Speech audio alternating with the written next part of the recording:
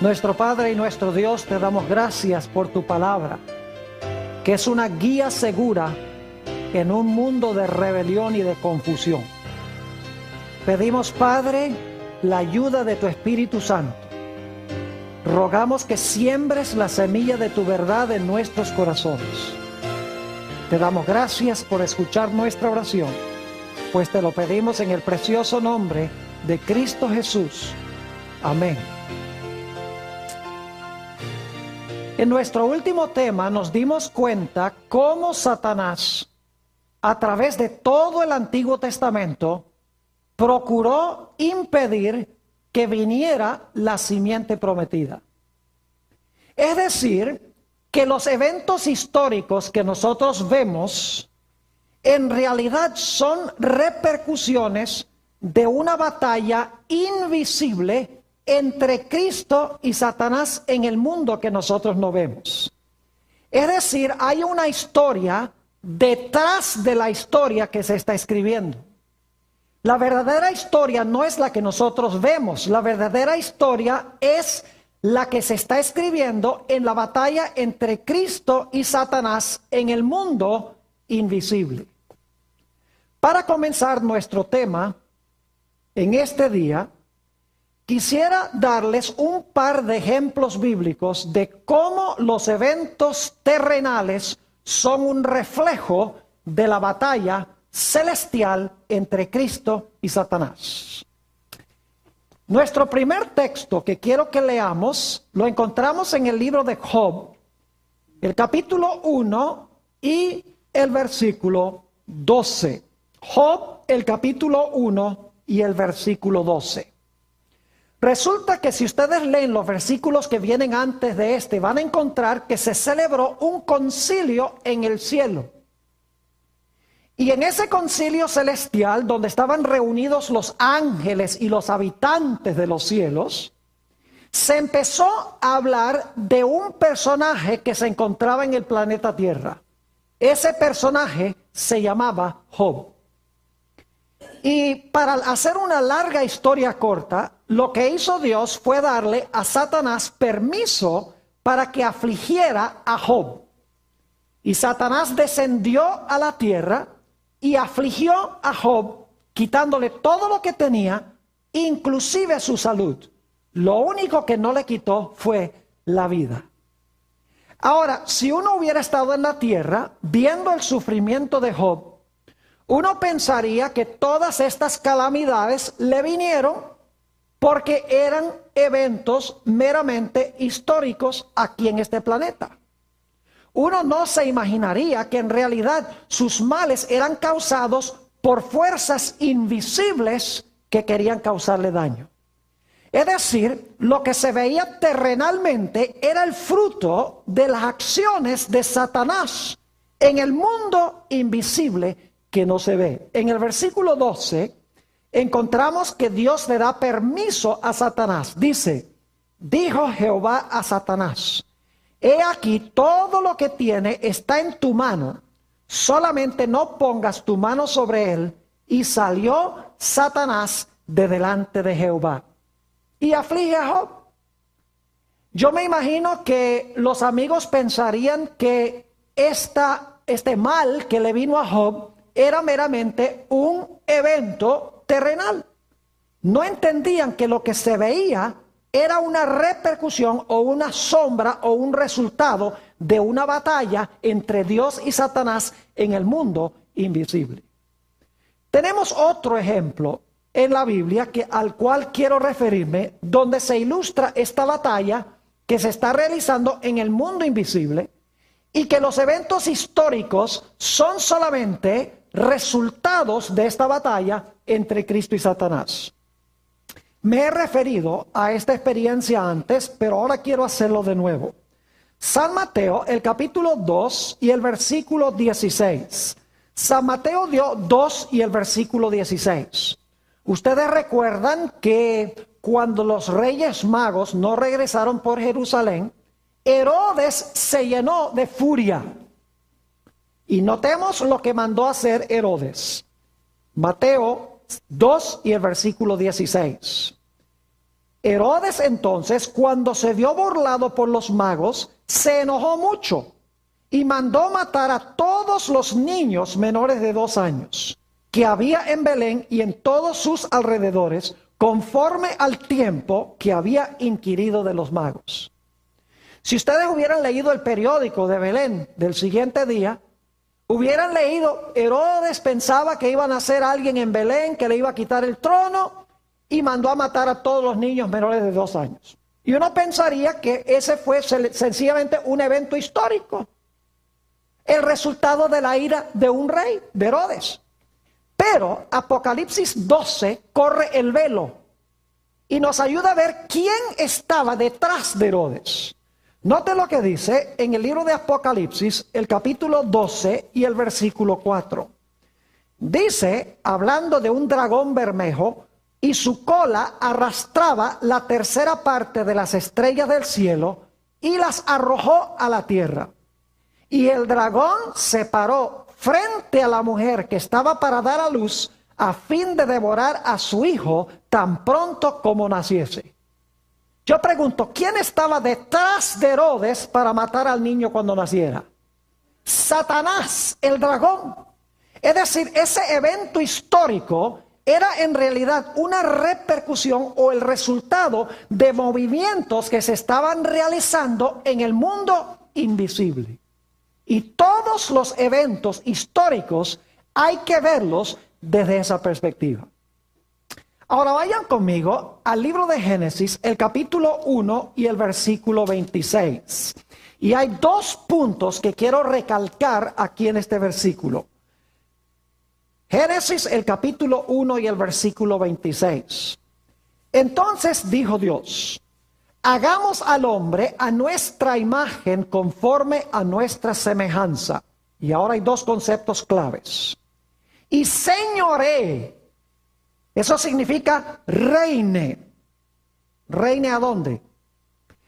Dice: en los peces del mar, en las aves de los cielos, en las bestias, en toda la tierra y en todo animal que se arrastra sobre la tierra.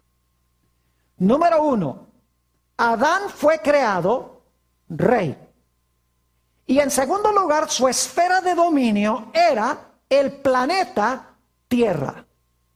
Noten cómo el libro de los Salmos corrobora esta doble idea. Salmo 8, y quiero leer los versículos 3 en adelante. Salmo 8 y el versículo 3 en adelante. Dice: cuando veo tus cielos, obra de tus dedos, la luna y las estrellas que tú formaste, digo, ¿qué es el hombre para que tengas de él memoria, y el hijo del hombre para que lo visites? Le has hecho poco menor que los ángeles. Fíjese, hizo al hombre poco menor que los ángeles.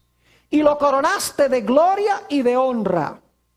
Le hiciste, ahora escuchen bien, le hiciste señorear, es decir, reinar, lo mismo que leímos en Génesis 1:26. Lo hiciste señorear sobre las obras de tus manos. Todo lo pusiste debajo de sus pies. Ovejas y bueyes, todo ello, y asimismo las bestias del campo, las aves de los cielos y los peces del mar, todo cuanto pasa por los senderos de la mar.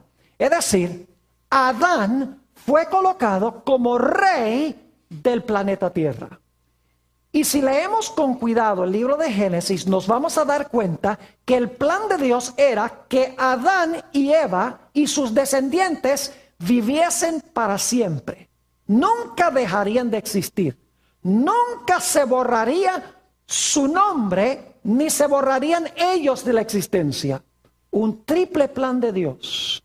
Que Adán fuese rey, que tuviese la tierra como su esfera de dominio y que viviese para siempre. Pero luego entró la tragedia del pecado. Y el plan de Dios se estropeó. En gran medida se dañó. El hombre perdió los 3 elementos del plan original de Dios. Perdió su posición como rey. Perdió su esfera de dominio, la tierra. Y en lugar ahora de vivir para siempre, La Biblia dice que entró al mundo la muerte. El hombre iba a ser borrado de una vez por todas de la existencia y nunca más se iba a recordar su nombre. Ahora yo pregunto, ¿quién llegó a ser el rey de este planeta y quién introdujo la muerte? Fue Satanás. ¿Sabían ustedes que después que Adán fue derrocado de su trono, Satanás se sentó en el trono que Adán dejó vacante? Y que ahora Satanás llegó a ser el rey sobre este planeta. Por esa razón, en el libro de Job, el capítulo 1 y el versículo 6, encontramos algo muy interesante. Job 1 y el versículo 6, cuando se celebra esa reunión en el cielo, en vez de ir Adán allá representando al planeta Tierra, ¿quién va representando a este planeta? Va Satán o Satanás. Note lo que dice Job 1:6. Un día vinieron a presentarse delante de Jehová los hijos de Dios, entre los cuales también vino Satán. Y luego en el versículo 7, Dios le pregunta a Satán, ¿de dónde vienes? Él dice, yo vengo de rodear la tierra y de andar por ella. Es decir, yo vengo de supervisar mi territorio. ¿De quién era el territorio originalmente? De Adán. ¿Quién ocupaba el trono como rey? Adán. ¿Tenía Dios el plan de que Adán y sus descendientes viviesen para siempre? Claro que sí, comiendo del árbol de la vida. Pero ahora el trono fue ocupado por Satanás. Y ahora el dominio sobre el mundo llegó a estar bajo el control de Satanás. Note lo que dice en el Evangelio según San Lucas, el capítulo 4 y el versículo 6. San Lucas, el capítulo 4 y el versículo 6. Para que ustedes se den cuenta que Satanás sí tomó el dominio o el reinado sobre este planeta. Dice en el versículo 6, en la tentación de Jesús, cuando el diablo lo llevó a un alto monte, dice, y le dijo el diablo a Jesús, a ti te daré toda esta potestad y la gloria de ellos. Y ahora escuchen bien, porque a mí me es entregada o me ha sido entregada y a quien quiero la doy. Es decir, los reinos de este mundo me han sido entregados a mí, dice Satanás, y a quien yo quiero, yo le doy esos reinos. Yo pregunto, ¿quién le dio esos reinos a Satanás? Adán. El rey original, cuando se dejó vencer por Satanás, él dejó de ser rey y ahora el gobernante llegó a ser Satanás. Por esa razón es que en San Juan 12:31 a Satanás se le llama el príncipe de este mundo. Me gusta la versión en inglés, es un poco más cerca al original. Dice, the ruler of this world, el gobernante de este mundo, dice Jesús, será echado fuera. Y se estaba refiriendo a Satanás. Es decir, el plan original de Dios para con la raza humana se estropeó y se dañó. Adán perdió su posición como rey, perdió su esfera de dominio y corría el riesgo de ser borrado de la existencia. Polvo eres y al polvo serás tornado. La raza humana necesitaba un redentor. Necesitaba a alguien que recuperara el trono, que recuperara el territorio y que diera esperanza de vida. Y aquí es que notamos ese texto tan especial que hemos estado estudiando. Génesis, el capítulo 3 y el versículo 15. Después que Adán perdió su posición como rey y su territorio e introdujo la muerte, Dios desciende al huerto y le habla a la serpiente. Le habla a Satanás. Y le dice, mira, tú le quitaste a Adán el trono, le quitaste su territorio e introdujiste la muerte al mundo. Pero yo quiero que sepas algo. Yo voy a mandar una simiente nacida de mujer al planeta Tierra. Esa simiente nacida de mujer te va a hacer la guerra. Te va a hacer la guerra a muerte. En el proceso de la guerra tú le vas a causar dolor a él. Le vas a herir el calcañar, pero te va a salir caro. Porque después que tú le hieras el calcañar, Él te va a dar un golpe mortal en la cabeza. Cuando Satanás escuchó estas palabras, él dijo, mi existencia está en juego. Yo no puedo permitir que esa simiente venga, porque si yo permito que venga, me va a aplastar la cabeza. Así que yo desde este momento tengo que obrar para impedir que venga esa simiente. Y ese fue nuestro último tema. Todas las tretas que Satanás usó en el Antiguo Testamento para impedir que la simiente viniera. Y Dios obrando para traer la simiente al mundo. Y nos dimos cuenta que Satanás usó dos métodos para tratar de impedir que se cumpliera Génesis 3:15. Número uno, trató de matar a las simientes que se levantaban. Y en segundo lugar, procuró corromper el linaje de donde iba a venir finalmente la simiente. Es decir, trató de matar a la simiente y trató de corromper el linaje de donde iba a venir la simiente. Ahora vamos a estudiar en nuestro tema de hoy un libro muy fascinante de la Biblia. Y ustedes van a decir, pero pastor, ¿qué tiene que ver este libro con Génesis? Yo creo que antes que terminemos, ustedes van a ver la conexión con Génesis 3:15 de este libro. He decidido incluir este tema porque yo creo que ustedes y nosotros, mejor dicho, debemos entender bien cómo leer el Antiguo Testamento. Cómo ver esta controversia en los libros del Antiguo Testamento y en el Nuevo Testamento también.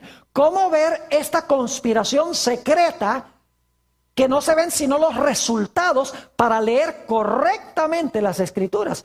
Porque el tema central de las Escrituras es Satanás odiando y atacando a Jesús. Y Jesús obrando para salvar a su pueblo. Ese es el tema central. Vamos a estudiar un librito pequeño, el libro de Ruth. Así que quiero invitarles a que vayan conmigo al libro de Ruth y vamos a dedicar algunos minutos para estudiar esta fascinante historia.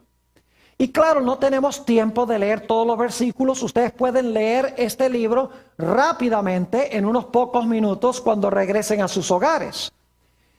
Pero vamos a trazar algunos de los elementos claves de esta historia para que podamos entender mejor esta conspiración secreta que se está realizando detrás del telón.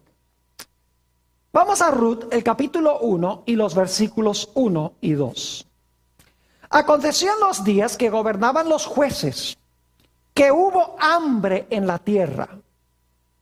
Y un varón de Belén de Judá, quiero que recuerden eso, un varón de Belén de Judá fue a morar en los campos de Moab. Él y su mujer y 2 hijos suyos. El nombre de aquel varón era Elimelech y el de su mujer Noemí.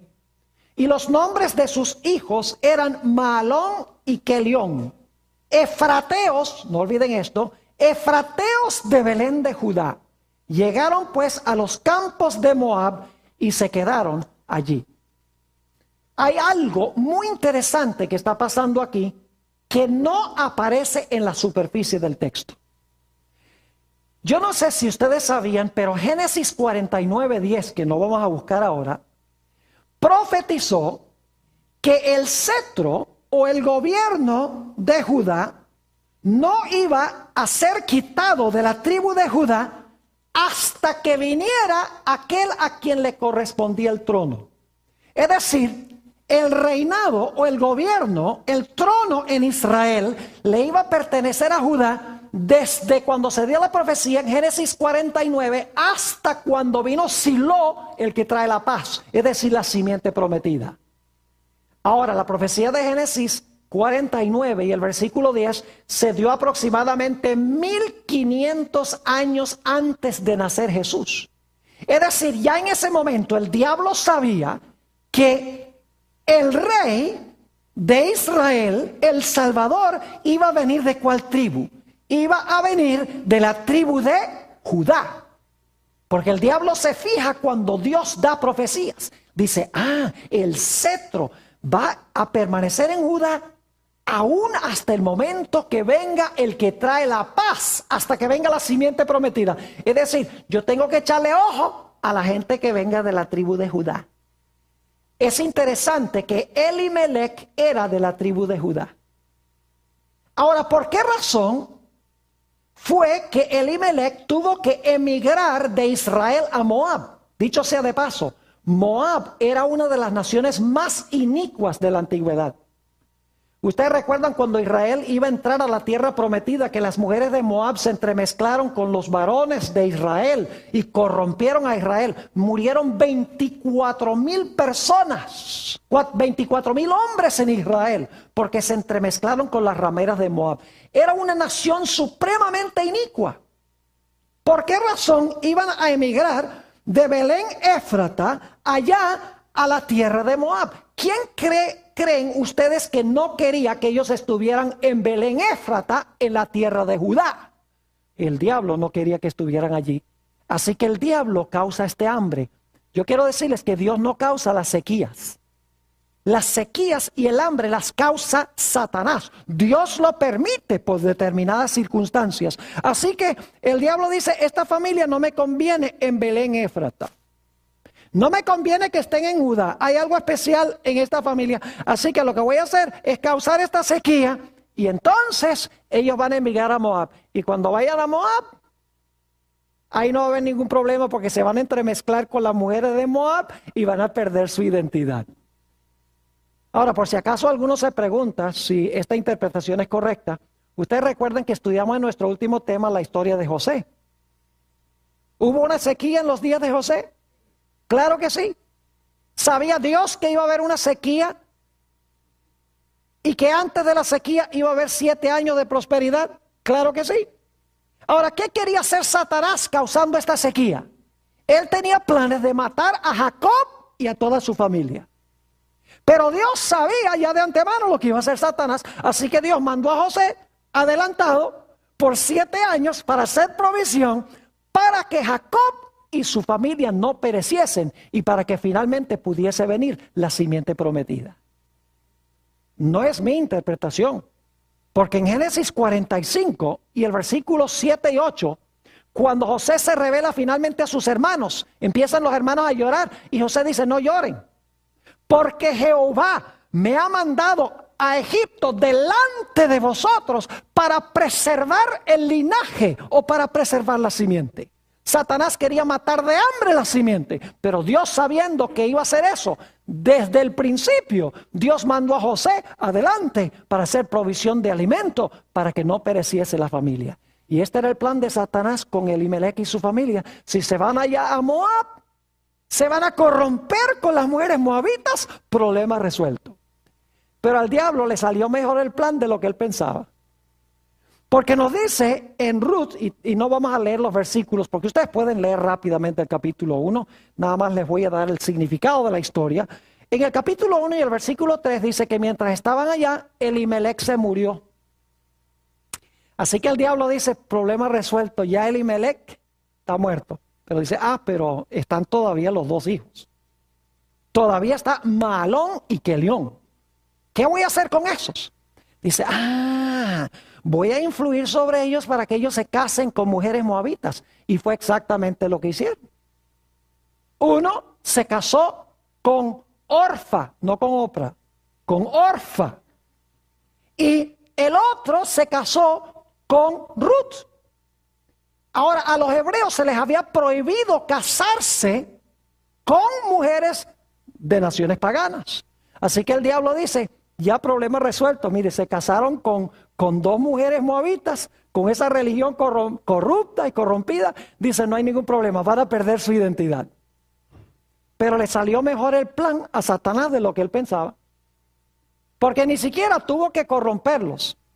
Porque nos dice en Ruth el capítulo 1 y el versículo 5 que los 2 hijos de Elimelec se murieron también. Es decir, ya en esta familia no había varón para traer la simiente al mundo. Satanás dice, problema resuelto. No tuve ni siquiera que corromper a Elimelec y los 2 muchachos, aunque influí sobre ellos para que se casaran allá con esas mujeres moabitas. Me salió mejor el plan de lo que pensaba, porque ya de esta familia no hay hombre que continúe la descendencia. Y el diablo tal vez se cruza de brazos y dice, problema resuelto, pero no sabía lo que le esperaba. Ahora, llegó el momento en que Noemí decidió que era hora de regresar a Belén Éfrata. Y eso es providencial. Tenía que regresar a Belén Éfrata. Y ustedes pueden leer eso en el libro de Ruth, el capítulo 1 y el versículo 6. Vamos un momentico allí, el Ruth, el capítulo 1 y el versículo 6, a donde nos dice que ella decidió regresar otra vez a su tierra. Y dicho sea de paso, el libro de Ruth queda inmediatamente después del libro de Jueces. Facilito de conseguir, ¿verdad? Josué, Jueces, Ruth. Noten Ruth, el capítulo 1 y el versículo 6.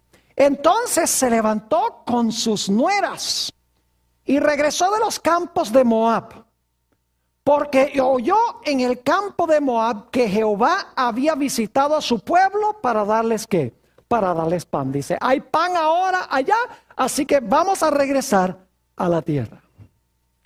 Lo interesante es que reúne a sus dos nueras, las dos nueras moabitas, y le dice, miren, yo voy a regresar a Belén Éfrata, a la tierra de Judá. Ustedes regresen por favor a su familia y a sus dioses, porque de nada vale que ustedes vayan conmigo, porque yo no tengo ni siquiera dónde caerme muerta.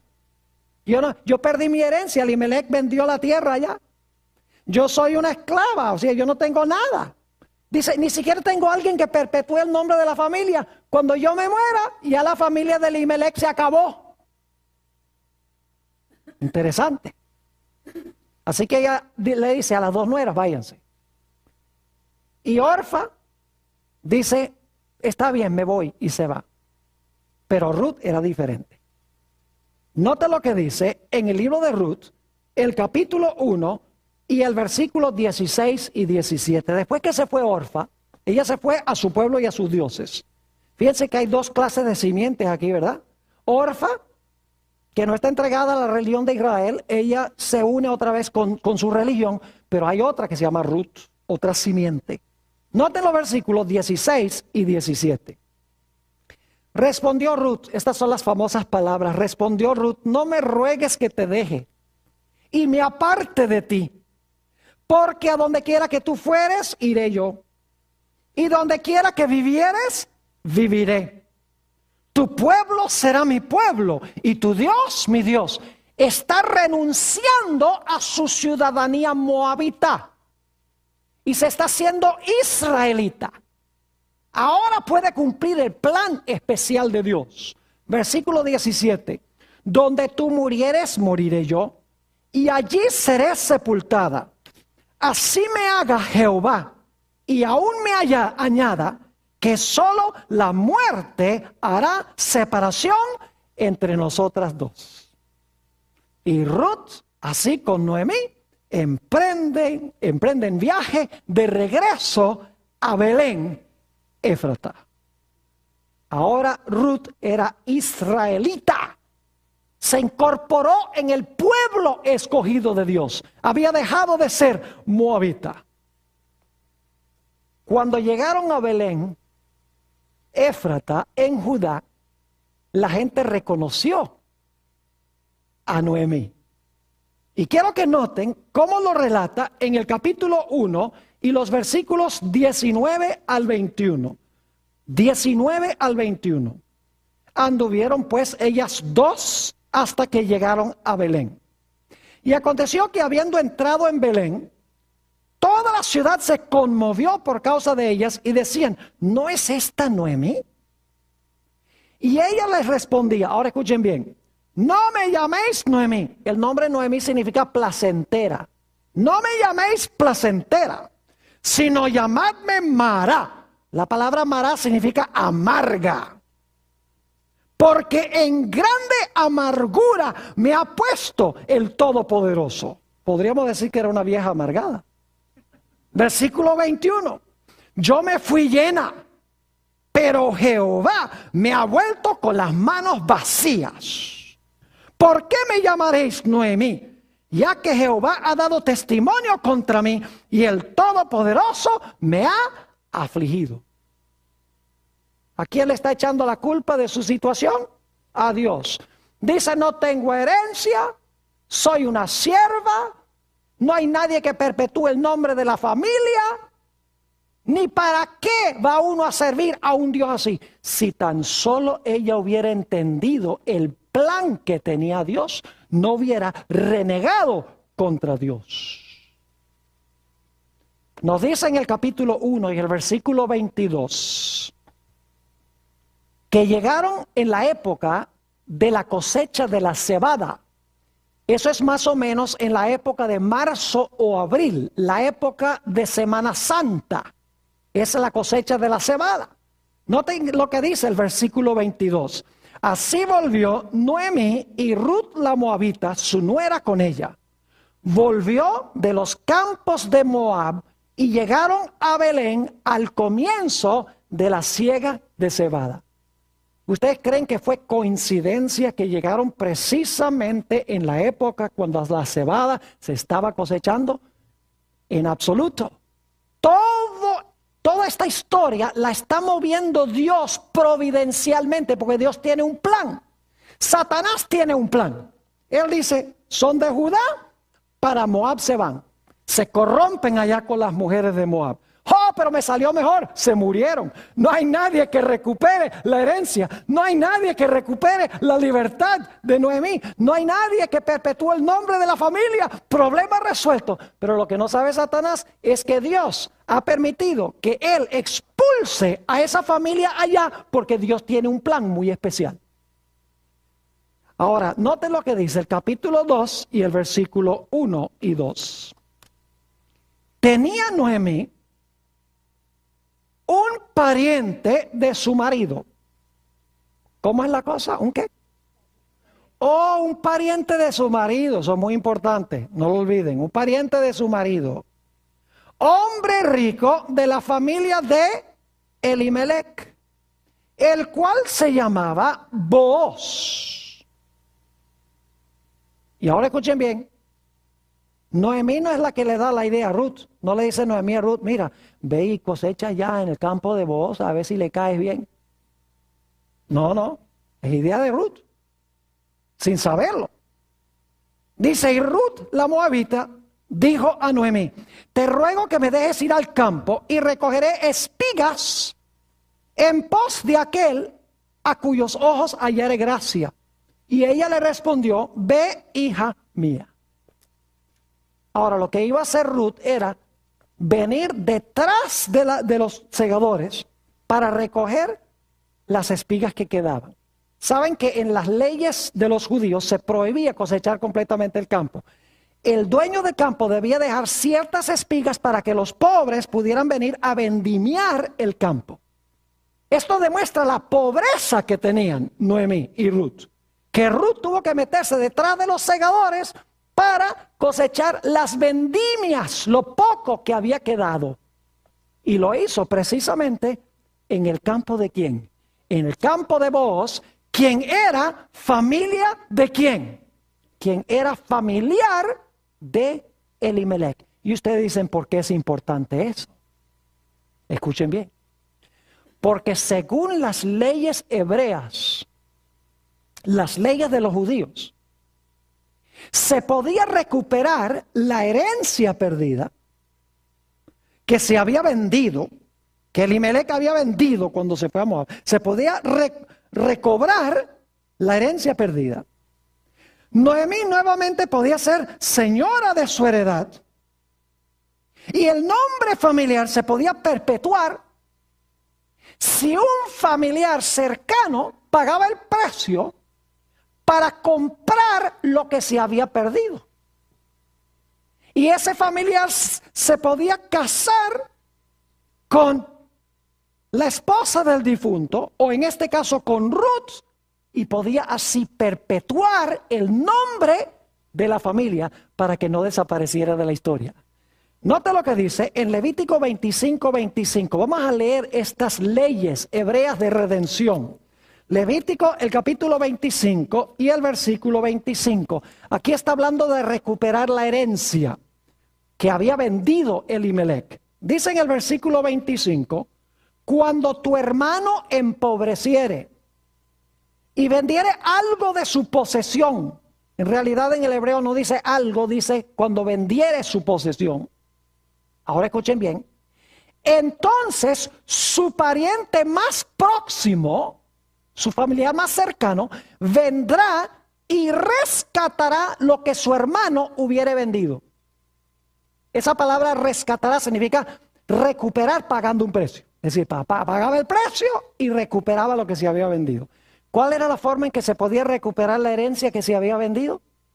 El familiar más cercano pagaba el precio y compraba de nuevo lo que se había vendido.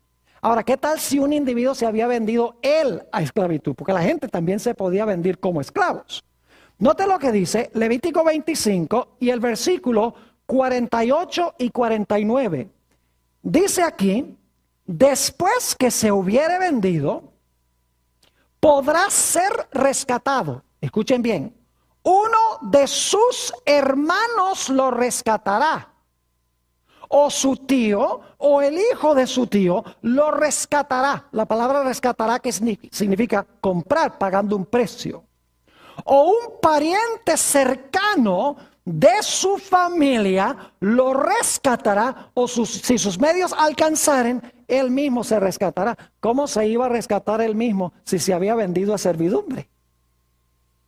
La única forma en que podía ser librado de servidumbre era que un familiar cercano pagara el precio. La única forma de recuperar la herencia que se había vendido era que un familiar pagara el precio. Y saben que la única manera, no voy a leer el texto, pero ustedes lo tienen en su lista, Deuteronomio 25:5, dice que si un marido moría sin hijos, o si los hijos se morían, el pariente más cercano tenía que casarse con la esposa del difunto para perpetuar el nombre de la familia. O sea que la única forma en que Noemí podía recuperar el patrimonio vendido, la única forma que podía nuevamente gobernar sobre su heredad, la única forma en que podía perpetuar el nombre de la familia de Elimelech era si un pariente cercano pagaba el precio para rescatar lo que se había vendido y lo que se había perdido. ¿Y qué era Booz? Era un pariente cercano ¿de quién? De Elimelech.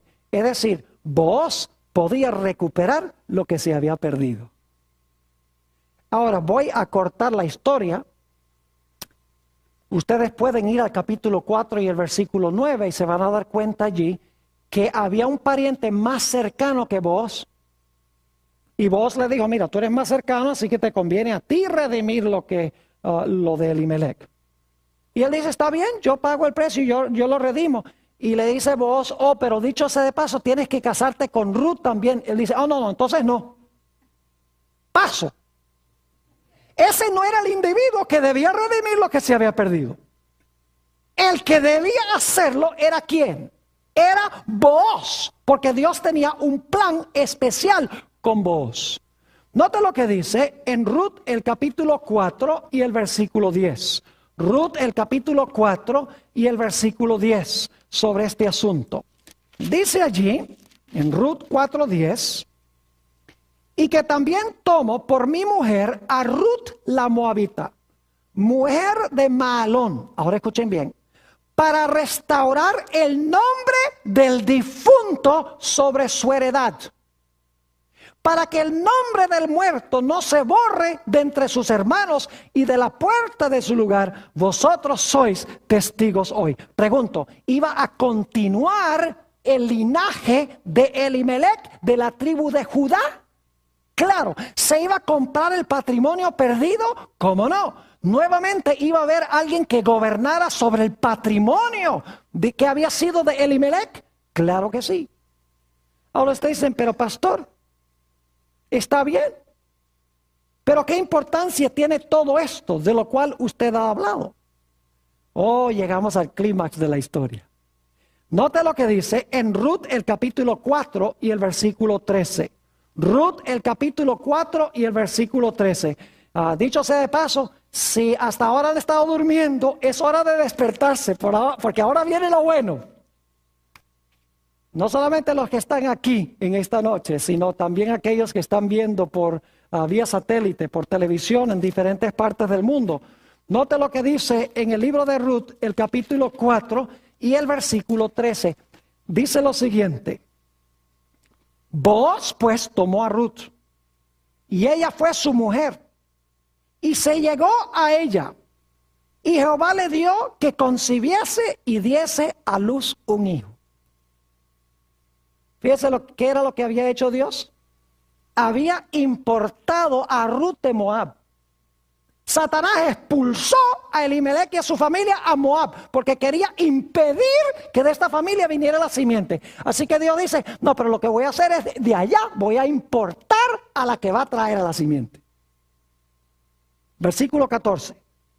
Y las mujeres decían a Noemí: loado sea Jehová, que hizo que no te faltase hoy pariente, cuyo nombre será celebrado en Israel. Más de lo que sabían. El cual será restaurador de tu alma y sustentará tu vejez. Pues tu nuera que te ama lo ha dado a luz, y ella es de más valor para ti que 7 hijos. Y tomando Noemí el hijo, le puso en su regazo y fue su aya. Y ahora escuchen el versículo 17. Y le dieron nombre las vecinas diciendo: le ha nacido un hijo a Noemí. Y lo llamaron Obed. Este es el padre de Isaí, el padre de David. ¿Por qué es importante eso? Por la sencilla razón de que del linaje de David nacerá ¿quién? El Mesías prometido. Ahora, el libro de Ruth termina de una forma muy extraña. ¿Quién termina una historia de amor con una genealogía? Uno dice: ¿cómo va a terminar el libro? Hubiera sido bueno que terminara y se casaron y tuvieron hijos y vivieron felices para siempre. Pero el libro termina con una genealogía, con un linaje. Sería bueno examinar ese linaje. Noten el versículo 18. Estas son las generaciones de Fares. Fares engendró a Esrón, y Esrón engendró a Ram, y Ram engendró a Aminadab, y Aminadab engendró a Naasón, y Naasón engendró a Salmón, Salmón engendró a Booz, y Booz engendró a Obed, Obed engendró a Isaí, e Isaí engendró a David. Ahora vamos al Evangelio según San Mateo, el capítulo 1, para ver algo muy interesante. La genealogía de Jesús. San Mateo, el capítulo 1, y quiero leer los versículos 5, 6 y 16. Dice en el versículo 5, en realidad vamos a empezar en el versículo 3. Dice: Judá engendró de Tamar a Fares y a Zara, Fares a Esrom, y Esrom a Aram, Aram engendró a Aminadab, Aminadab a Naasón, y Naasón a Salmón, Salmón engendró de Rahab a Booz, Booz engendró de Ruth a Obed, y Obed a Isaí, Isaí engendró al rey David, el rey David engendró a Salomón, de la que fue mujer de Urías. Y luego, si continúan el linaje, llegan al versículo 16, donde dice: y Jacob engendró a José, marido de María, de la cual nació Jesús, llamado el Cristo. Lo que Satanás procuró impedir, Dios dice: tú me expulsas a mi gente allá a Moab, está bien, no hay ningún problema. Yo allá agarro a Ruth y la importo a Israel. La hago parte de mi pueblo y finalmente de ella traeré el linaje prometido, el Mesías, al mundo. ¿Saben ustedes que Belén Éfrata era un lugar muy importante? ¿Por qué pensaba Noemí que debía regresar a Belén Éfrata? Ella no lo sabía, pero la Biblia lo explica. Nota lo que dice el libro de Miqueas, el capítulo 5 y el versículo 2. Miqueas, el capítulo 5 y el versículo 2. Miqueas es ese librito que queda después del libro de Amós. Yo creo que eso no les va a ayudar mucho. Pero vamos a leer Miqueas el capítulo 5 y el versículo 2. Dice, pero tú, Belén Éfrata, ¿el mismo nombre que vimos en el libro de Ruth? ¿Sí o no? Sí.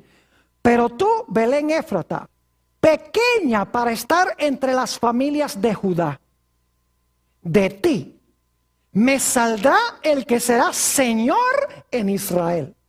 Y sus salidas son desde el principio, desde los días de ¿qué? Desde los días de la eternidad.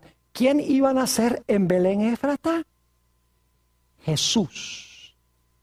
¿Están viendo ustedes lo que está pasando en esta historia? ¡Qué historia tan fascinante! Dios obrando y el diablo obrando. El diablo dice, voy a hablar para que de esta familia no venga la simiente. Dios dice, así es la cosa. Dios dice, ahora yo te traigo a Ruth de acá y el plan sigue. Es decir, hay una historia que se está escribiendo detrás de la historia. Es como si fuera un juego de ajedrez. ¿Han jugado ajedrez alguna vez? Quiero que se imaginen un juego de ajedrez. Dios está sentado en un lado y Satanás está sentado en el otro lado. Y el movimiento de las fichas son los movimientos históricos. Y Dios mira a Satanás y le dice, juega. Y entonces el diablo hace un movimiento en la historia. Y entonces Dios le dice, ya jugaste, ¿verdad? Ya jugaste, ahora me toca a mí. Y Dios juega en la historia, contrajuega. Y el diablo dice, si yo hubiera sabido que iba a jugar así. Hubiera jugado diferente, pero entonces el diablo se las ingenia y hace su jugada y dice, listo, lo tengo. Y Dios dice, ya jugaste, ahora me toca a mí. Y entonces Dios juega. La historia es un juego y un contrajuego. Dios juega, Satanás responde. Satanás juega, Dios responde. Pero ¿saben algo muy interesante? ¿Cómo les gustaría a ustedes jugar un juego de ajedrez si ya antes de comenzar el juego supieran todas las jugadas que va a ser el contrario? No podrían perder. Lo que pasa es que el diablo tiene que adivinar cómo va a jugar Dios, pero Dios ya sabe cómo va a jugar Satanás. Y por eso es que el plan que Satanás tenía le falló. Dios lo usó para cumplir su propósito. Ahora escuchen bien, porque el tiempo apremia. Voy a resumir el significado de esta historia. Cuando la raza humana pecó, mis queridos hermanos y amigos que están aquí presentes, también los que están viendo vía satélite en diferentes partes del mundo, cuando el hombre pecó, perdió dominio, su patrimonio, perdió su posición como rey, se hizo esclavo o siervo, y también su nombre iba a ser borrado de la historia. La raza humana necesitaba a un redentor. Necesitaba un pariente cercano que rescatara lo que se había perdido. El problema es que dentro de la raza humana no había nadie que pudiera rescatar y comprar lo que se había perdido, porque todos vendieron su patrimonio, todos se hicieron esclavos y todos se hicieron reos de muerte, porque el apóstol Pablo dice, no hay justo ni aún uno. Y dice en Romanos 3:23, porque todos han pecado y están destituidos de la gloria de Dios. No había nadie dentro de la raza humana que pudiese pagar el precio para rescatar la tierra, para devolverle nuevamente al hombre el trono y para perpetuar su nombre y su existencia por la eternidad. La raza humana necesitaba un redentor, pero dentro de la raza humana no había nadie. ¿Qué podía hacer Dios? Ahora les voy a hacer una pregunta, pero no me la contesten rapidito. Esta es mi pregunta. Antes que Jesús viniese a este mundo como hombre, ¿era miembro de nuestra familia? Jesús, antes de que Jesús viniese a este mundo, cuando estaba en el cielo como Dios, ¿Jesús era miembro de nuestra familia? No, Señor. Para ser miembro de nuestra familia tenía que ser ¿qué? Tenía que ser hombre. Yo creo que todos aquí somos humanos, ¿no? Aquí no hay ultraterrestres. Todos somos seres humanos. Jesús, antes de encarnarse, ¿era hombre? No. ¿Era de nuestra familia? No. ¿Podía cumplir las leyes de la redención? No. Porque solo un pariente cercano de nuestra familia podía pagar el precio para recuperar lo que se había perdido. Por esa razón es que la Biblia nos dice en Juan 1 Y el versículo 14, que aquel verbo, quien era Dios, de otra familia, se hizo carne. Y llegó a ser miembro de nuestra familia. Para que como nuestro pariente cercano pudiese recuperar, pagando el precio, pagando por su muerte, para recuperar lo que la raza humana había perdido. Es decir, el que no era miembro de nuestra familia, se hizo miembro de nuestra familia. Ahora escuchen lo que voy a decir. Jesús es un personaje diferente que cualquier otro personaje en el universo, porque Jesús es al mismo tiempo Dios y hombre. Antes de venir a esta tierra pertenecía a la familia de Dios. Luego, cuando se encarnó, se hizo miembro de nuestra familia para poder pagar el precio y rescatar el patrimonio perdido, para librarnos de servidumbre y colocarnos de nuevo en el trono, y para perpetuar nuestra existencia por la eternidad cuando éramos reos de muerte. Si ustedes leen Apocalipsis 22, 16, van a encontrar algo muy interesante. Vamos a Apocalipsis, el capítulo 22 y el versículo 16. Hay algo que posiblemente no han visto, pero es muy interesante y quiero que ahora lo analicemos brevemente. Está hablando aquí de Jesús y dice lo siguiente: yo, Jesús, he enviado a mi ángel para daros testimonio de estas cosas en las iglesias. Ahora escuchen. Dice Jesús: yo soy la raíz y el linaje de David, la estrella resplandeciente de la mañana. Noten que Jesús dice que Él es la raíz y la simiente de David. Es decir, Jesús es el padre de David y el hijo de David. El hijo mío está allá arriba ayudando en los asuntos técnicos de esta grabación. Yo quiero preguntarles, ¿ustedes creen que yo puedo ser al mismo tiempo padre de mi hijo e hijo de mi hijo? El pastor, no sea ridículo. O es padre o es hijo. Es cierto. Pero escuchen bien, Jesús es la raíz de David y el linaje también. Jesús es el padre de David y es también del linaje de David. ¿Saben por qué? Porque Jesús, cuando creó a Adán, más adelante vino David. Es decir, a través de Adán, Jesús creó a David. Pero cuando Jesús nació en este mundo, nació como hijo de David. Es decir, es el padre de David como Dios, es hijo de David como hombre. Lo mismo sucede con Abraham en Mateo 1 y el versículo 1. Dice allí que Jesús era simiente de Abraham. Pero interesante que en San Juan 8:58 Jesús dice: antes que Abraham fuese, yo soy. Ahora, ¿cómo entendemos eso? Es simiente de David, pero dice: antes que Abraham fuese, ya yo soy. Jesús fue el creador de Abraham como Dios. Pero Jesús es hijo de Abraham como miembro de nuestra familia. ¿Y saben lo que es más lindo? Jesús pagó el precio para rescatar el patrimonio perdido. Jesús pagó el precio para recuperar el trono. Jesús pagó el precio para que nuestro nombre no sea borrado. No solo el nombre, sino para que nosotros podamos vivir para siempre. Y nuestro nombre quede grabado para siempre en el libro de la vida. Lo más lindo es esto, fíjense. El único verdadero hijo de Dios es Jesús. Nosotros somos hijos de la ira. Yo no puedo reclamar el derecho de ser hijo de Dios en mí mismo. Jesús es el hijo de Dios. Pero ahora fíjense qué lindo es esto. Cuando yo acepto a Jesús como mi Salvador, cuando yo me uno a Jesús, entonces ahora Jesús y yo somos hermanos. Y entonces ahora Jesús viene a su padre, dice: Padre, tengo un nuevo hermano, el pastor Bor.